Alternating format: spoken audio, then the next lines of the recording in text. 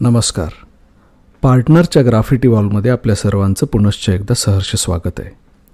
आज मी आपल्या सर्वांसमोर वि. स. खांडेकर लिखित मेहता पब्लिकेशन हाऊसनी प्रकाशित केलेली ढगाआडचे चांदणे ह्या कथासंग्रहातील पहिलं तीर ही कथा घेऊन आलेलो आहे. चला तर मग ऐकूयात. मी संगमपूरला जायला निघालो तो अस्वस्थ मनस्थितीतच. आजपर्यंत असं कधीही घडलं नव्हतं. संगमपूर हे माझं जन्मगाव. सासरच्या रेशमी पाशांनी मुलगी कितीही बांधली तरी माहेरी जायची संधी मिळाली की तिचं मन सैरभैर होतं, गाईकडं जाणाऱ्या वासरासारखं. संगमपूरला जायचं ठरलं की माझं मन असंच नाचू बागडू लागतं. आपण पन्नाशीच्या घरात आलो आहो. जग आपल्याला इंग्रजीचा एक उत्कृष्ट प्राध्यापक म्हणून ओळखतं इत्यादी गोष्टींचा लगेच विसर पडे मला. घड्याळाचे काटे भराभर मागे फिरावेत तसं काहीतरी मनात घडे.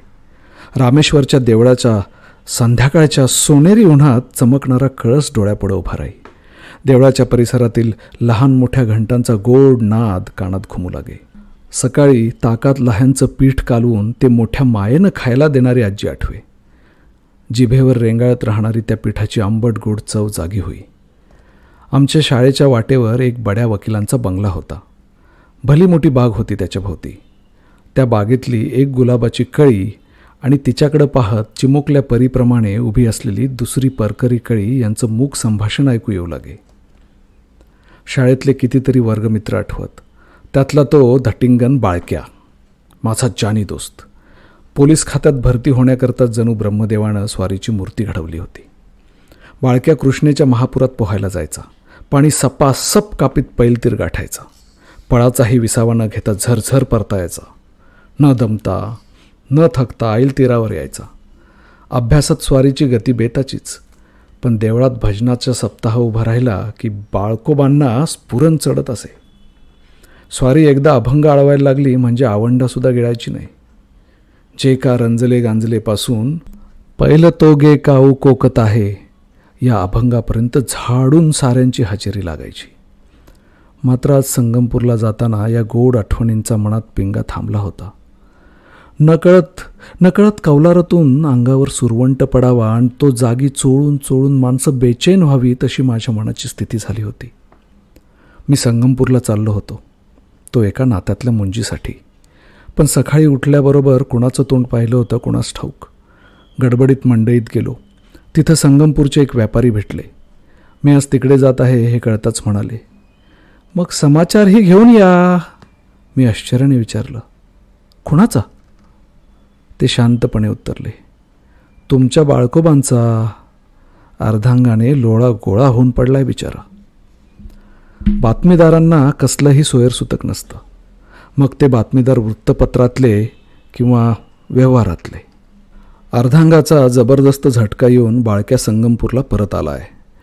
हे ऐकल्यापासून माझ्या मनात जे मळभ दाटलं ते गाडी संगमपुराजवळ आली तरी दूर झालं नाही. राहून राहून अनेक प्रश्न भूतांसारखे मला भेडसावीत होते. हे असं कसं झालं? बाळक्या माझ्या वयाचा, माझ्याहून खूप दणकट, पट्टीचा पोहणारा, नेमानं 100-500 दंड बैठका काढणारा, शड्डू ठोकून प्रत्येकाला कुस्तीचं आव्हान देणारा. पुढं पोलीस खात्यातही अनेकदा मर्दुनकी गाजवली त्यांनी. चोरटं सोनं पकडलं असा हा बलदंड माणूस अचानक अर्धांगाने अंथरुणाला खिळून पडतो. याचा अर्थ काय? या जगात न्याय बी काही आहे की नाही? का हे जग चालवणारा परमेश्वर त्या निरोसारखा क्रूर, जुलमी आणि लहरी आहे? हे मूक प्रश्न मी कुणाला विचारत होतो ते माझं मलाच कळत नव्हतं. त्यांच्या मुळाशी बाळक्याविषयीची काळजी होती की स्वतःविषयीची भीती होती ते देवच जाणे. मुंजीची जेवणं व्हायला 3 वाजले. एरवी या हिंदू अव्यवस्थीपणावर प्राध्यापकाला शोभणारं एखादं प्रवचन झोडायला मी कमी केलं नसतं. पण हा उशीर एक दृष्टीने माझ्या पत्त्यावरच पडला. बाळक्याच्या समाचाराला जाणं तर भागच होतं. मन जायला कचरत होतं. अंधारात जायला लहान मूल भीतं तसं. त्याच्या जवळ जाऊन बसल्यावर काय बोलायचं? त्याचं सांत्वन कोणत्या शब्दांनी करायचं? त्याच्या पंगूपणाकडे पाहत किती वेळ स्वस्थ बसून राहायचं? आता माझ्या बायका पोरांचं कसं होणार असे प्रश्न त्याचे डोळे विचारू लागले तर काय उत्तर द्यायचं? वहिनींचं समाधान कसं करायचं? सारेच प्रश्न बिकट होते. तो जो कोणी परमेश्वर आकाशात बसलाय म्हणून सांगतात त्यानं निर्माण केलेले, पण त्यालाही न सुटणारे.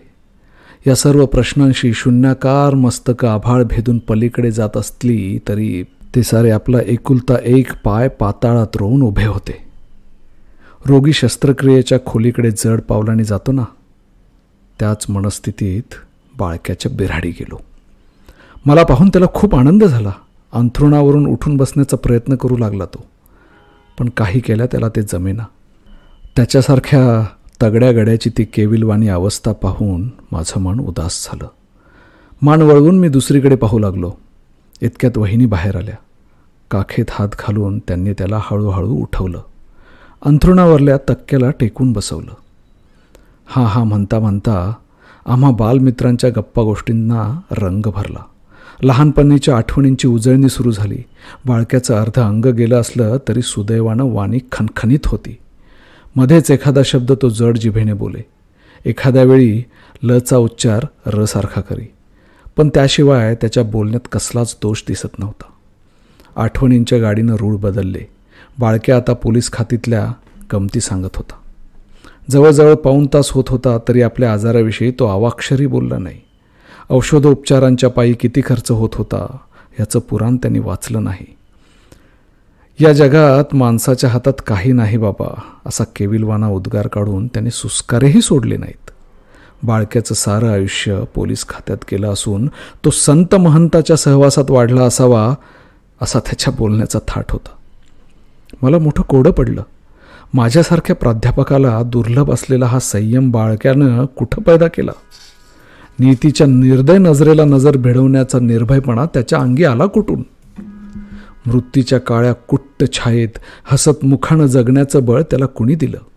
शेले, शेक्सपियरपासून हार्डी टॉल्स्टॉयपर्यंत ग्रंथकार मला मुखोद्गत होते. त्यातले काही मी वर्गात उत्तम रीतीने शिकवले होते. शोकांतिका या वाङ्मय प्रकाराची तासन तास चर्चा करण्याइतकं पांडित्य माझ्या संग्रही होतं. हॅम्लेटवर एका नव्या दृष्टिकोनातून पुस्तक लिहिण्याचा माझा विचार चालू होता. अस्तित्ववाद, कामोची, आउटसायडर ही कादंबरी इत्यादी विषयांवरील माझी भाषणं पुण्या मुंबईत गाजली होती. असं असून आयुष्यातल्या कसोटीच्या प्रसंगी लागणाऱ्या धैर्याला मी अजून पारखा होतो.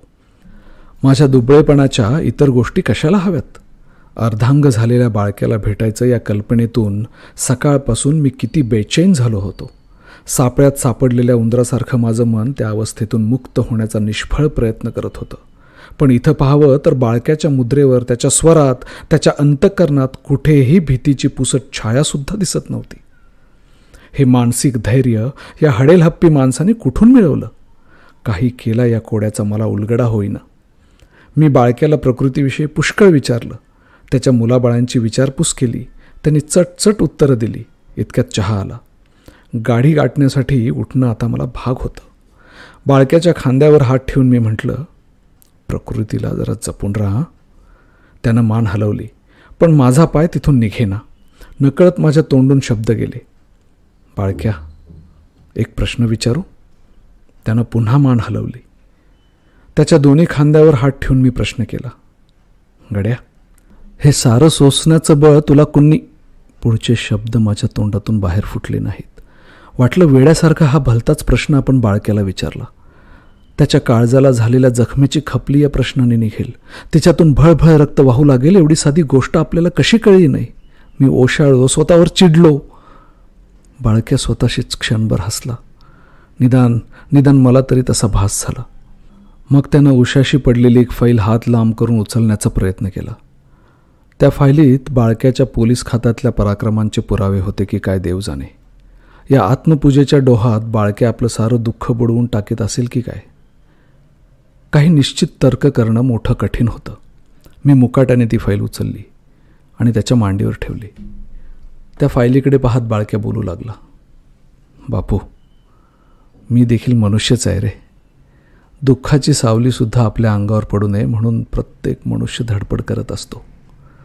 मग दुःखाला मिठी मारून सारा जन्म काढायची पाळी आल्यावर बाळक्याचा आवाज घोगरा झाल्यासारखा वाटला. त्याला हा प्रश्न विचारण्यात आपण मोठा मूर्खपणा केला या विचाराने मी शरमलो. क्षणभरात मी त्याच्याकडे पाहिलं. त्याची मुद्रा शांत होती. त्यानं एका हाताने ती फाईल कशीबशी उघडली. तिच्यात पुष्कळ कात्रणं दिसत होती.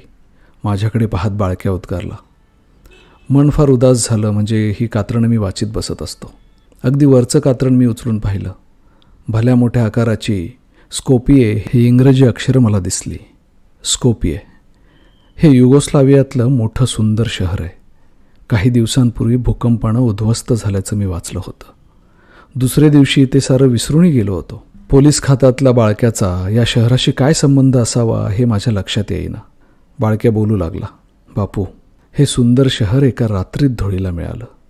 हजारो माणसं मेली. जखमी किती झाली याची गणती नाही. एका रात्रीत बडे श्रीमंत भणंग भिकारी बनले. धट्टेकट्टे लुळे पांगळे झाले. बंगलेवाले रस्त्यावर आले. मी हे कात्रण रोज वाचतो. लहानपणी मनाचे श्लोक वाचत होतो तसा. ही सारी हकीकत वाचू लागलो की माझ्या डोळ्यासमोरून नाना प्रकारची माणसं जाऊ लागतात. कधी न पाहिलेली पण जीवाभावाची ओळख असलेली. ही आई पहा, हिचं एकुलतं एक मूल दगडमातीच्या प्रचंड ढिगाऱ्याखाली काढलं गेलं. ही सुंदर तरुण मुलगी. आदल्या दिवशीच लग्न झालं होतं हिचं. पण त्या भयानक रात्री ती क्षणार्धात विधवा झाली. हा वाकलेला पिकलेला म्हातारा, याच्या घरातली सारी माणसं ठार झाली. एकटा उरला बिचारा.